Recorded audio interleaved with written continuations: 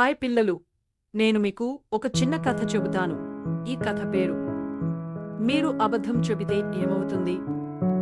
అనగనగా ఒక ఊళ్ళో కార్తీక్ అనే అబ్బాయి ఉండేవాడు. కార్తీక్ బుద్ధిమంతుడైన అప్పుడప్పుడు చిన్న చిన్న అబద్ధాలు చెప్పేవాడు. దాంతో కార్తీక్ ఏం చెప్పినా అందరూ అబద్ధమని అనుకునేవాళ్లు.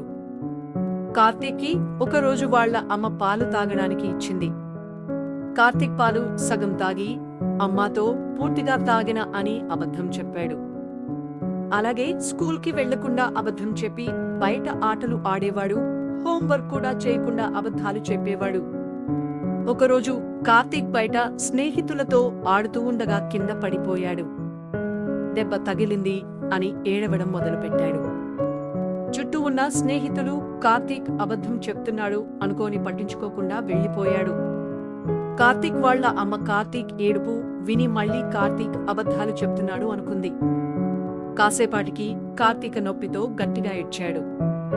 దాంతో వాళ్ల అమ్మ పరిగెత్తుతూ వచ్చి దెబ్బలతో ఉన్న కార్తీక్ ని హాస్పిటల్ కి తీసుకొని వెళ్ళింది.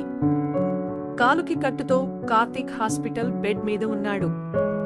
అప్పుడు కార్తీక్ కి అర్థమైంది, తాను చెప్పే అబద్ధాల వల్లే తనకి నిజంగా అపాయం వచ్చినా ఎవరూ నమ్మలేదు.